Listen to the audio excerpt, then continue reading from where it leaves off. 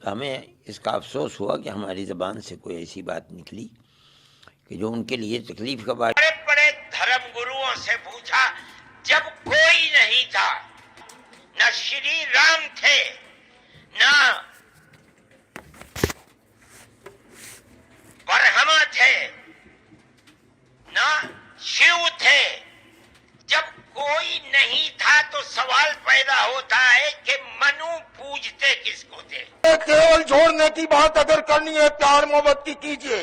ये जितनी कहानी सुनाई है अल्लाह मन्नू ये वो, उससे 4 गुना कहानी मैं सुना सकता हूँ।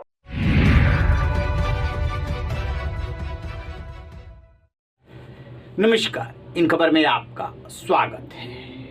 जमीयत उलेमा हिंद के दिल्ली के रामलीला मैदान में जो अधिवेशन हुआ है, वहां से कई बड़े विवाद पैदा हो गए हैं। महमूद मदनी ने कहा कि इस्लाम इसी धरती पे, इसी भारत में उसकी शुरुआत हुई थी और उन्होंने जो आदम है उनका जो जन्म इस इलाके में बता दिया। इसके बाद बारी अरशद मदनी की थी। उन्होंने जो बोला वो और 2 कदम आगे चले गए। उन्होंने सीधे सीधे सवाल किया कि जब ब्रह्मा विष्णु महेश नहीं थे, शिव नहीं थे, तब मनु किसकी पूजा करते थे? अल्लाह की पूजा करते थे उनके हिसाब से, और ओम अल्लाह को उन्होंने एक बताया।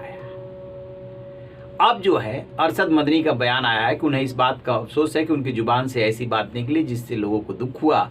सुनिए वो क्या कह रहे हैं। धर्मों के लोग नहीं, सिर्फ जो जैन के मज़हब के मानने वाले थे, क्योंकि वो अल्लाह को या भगवान को नहीं मानते, इसलिए उन्होंने उसका कहा कि हम इसको नहीं मानते हैं। उन्होंने अपनी तकरीर में ये बात कही और वो उठ कर के चले गए।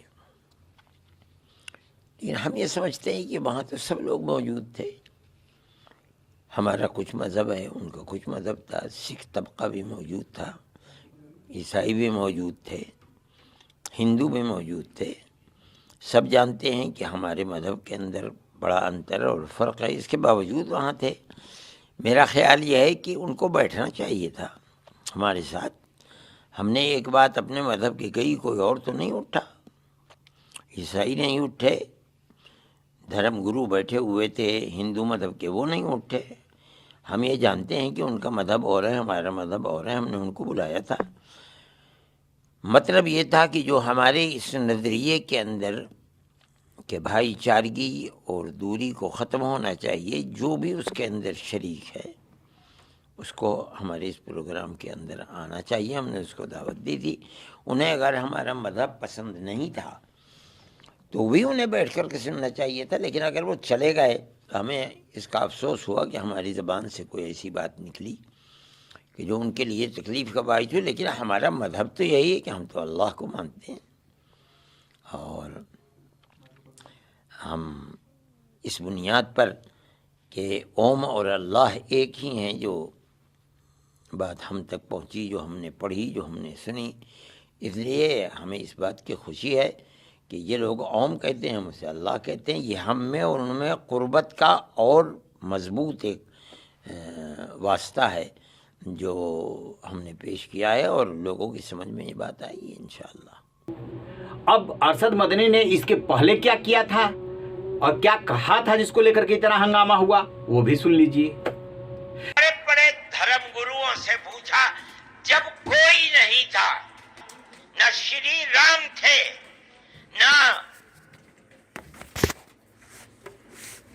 ब्रह्मा थे, न शिव थे, जब कोई नहीं था तो सवाल पैदा होता है कि मनु पूजते किसको थे। कोई कहता है कि शिव को पूजते थे, लेकिन उनके पास इल्म नहीं है। बहुत कम लोग ये बताते हैं कि मनु कुछ नहीं था दुनिया में, वो ओम को पूजते थे। मैंने कहा ओम कौन है? बहुत से लोगों ने कहा कि वो एक हवा है जिनका कोई रूप नहीं है, कोई रंग नहीं है, वो दुनिया में हर जगह है, हवा हर जगह है। उन्होंने आसमान बनाया, उन्होंने जमीन। मैंने कहा कि अरे बाबा, इन्हीं को तो हम अल्लाह कहते हैं।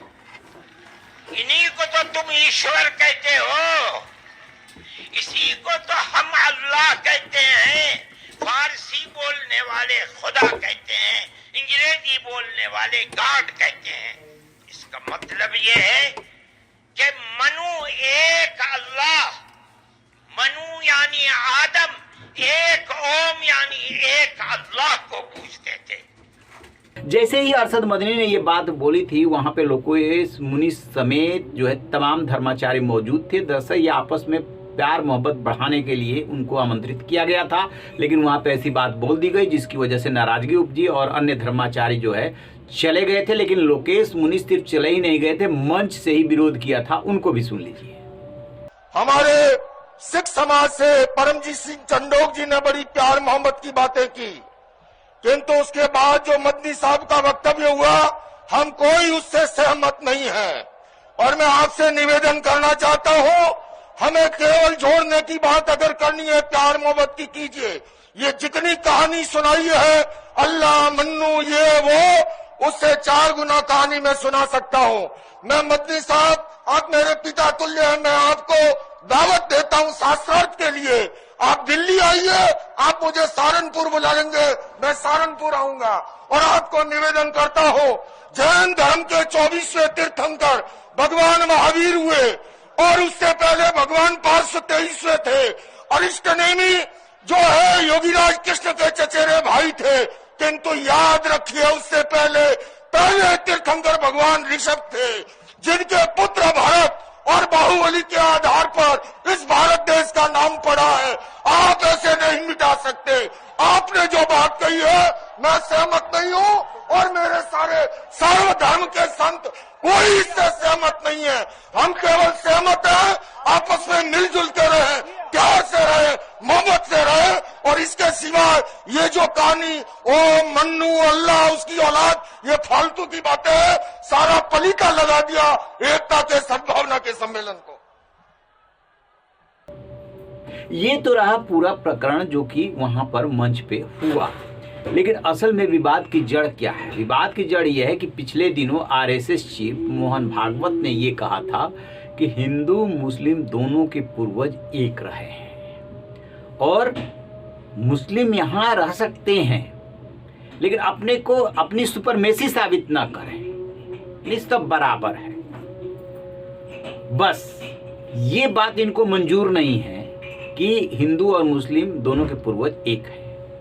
वो ये कहना चाहते हैं, महमूद मदनी ने तो ये कहा कि आदम जो है इसी धरती पे आए, यानी कि इस्लाम जो है बाद में आया है और इस्लाम के जो बादशाह थे वो आक्रांता थे, वो इस बात को काट रहे हैं। वो ये कह रहे हैं कि यही वो सरजमी है जहाँ पे कि आदम आए, यानी कि इसकी शुरुआत हुई और इस्लाम अनंत काल से है, ये कहना चाहते हैं। और जो अरशद मदनी है वो ये कह रहे हैं कि ओम और अल्लाह दोनों एक हैं।